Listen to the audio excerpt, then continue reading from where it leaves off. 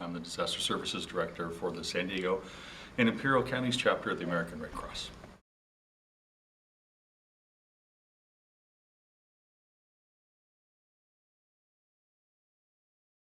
I think probably it's best said by that we're a collaborative agency. We try and bring in other agencies to work with us. We can't do this alone. So we try and act as a nexus. We not only connect with these other agencies, but we put those agencies together. Agency A might never have heard of Agency C, so we bring those two together and maybe they can work with each other in a different way.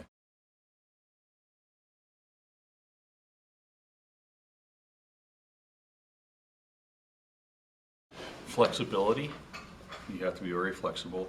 You have to be very as aware as you can be of cultural differences, because we work not only with mainstream agencies like you would think of Salvation Army or Catholic Charities, we work with Islamic Relief, we work with the Tzu Chi Foundation, which is a Buddhist organization, we work with the tribal entities. So there's a lot of politics involved, and you have to be flexible enough to move with the ground. Absolutely. So that you understand this entity and find a way to bring them together. Sometimes you can end up twisting yourself pretty good, so you got to be flexible.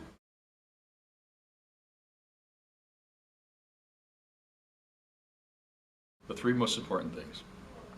Well, first of all, you want to be ready in advance. You want to have these partnerships figured out in advance. You want to have your memorandums of understanding, all those agreements in advance. The planning is done in advance.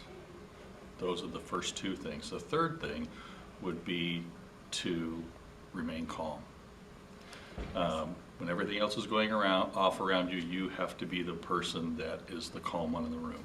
Okay. You don't have the option of being anything else. If you do, then everything comes off the rails. So you want to get your partnerships down first, do the planning with your partners in advance of the disaster. Yes. And then, like I said, just remain calm. Okay.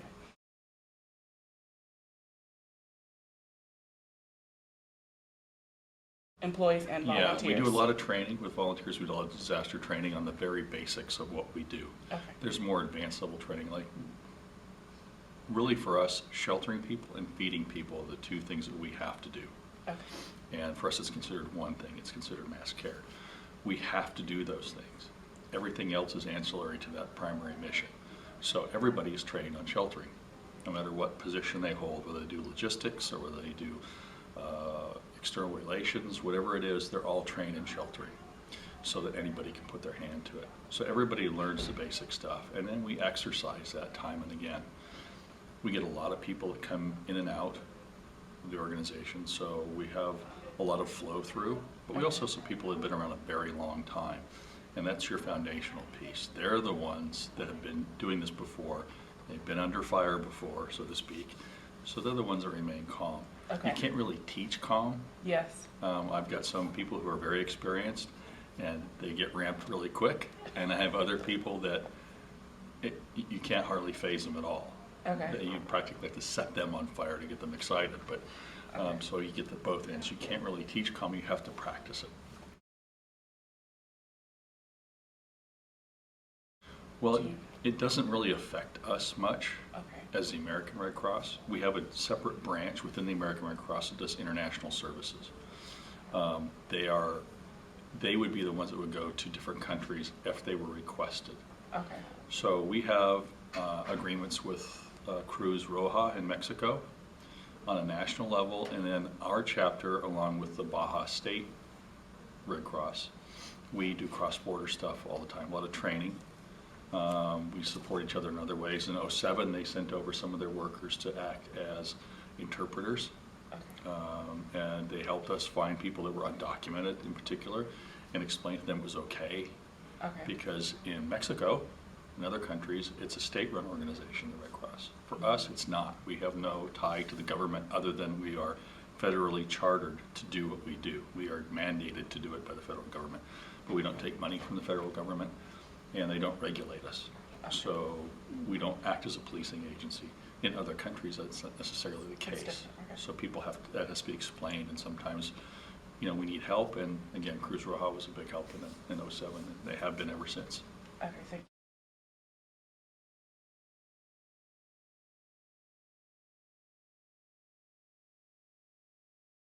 Communication is always the biggest issue. In every after-action report that I've been part of, communication is always the first thing.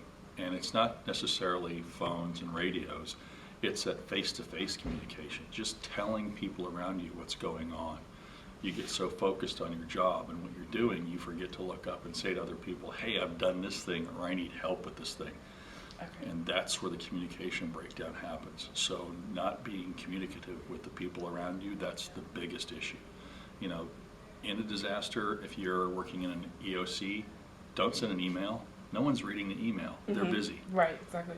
Don't call and leave a voicemail. They're not going to get it until the next day. Walk over to them and say, this is what I need. We train our people to do that. In fact, our operations center is set up so that you can't leave voicemail. You have to get up and walk over and talk to that person. It forces that, because a lot of miscommunication has happened because, well, you know, I left a voicemail for you. Nobody's there to listen to it. Yes. Exactly. Well, I didn't get it till 3 days later, and so what? You know, now we got a real problem. What was a small problem before, now is a really big problem. So that's the biggest issue, is communication. Okay. So I'd just like to thank you again for Sure. taking time out. We really appreciate it. I was happy to do it. Thank you. Thank you. so much.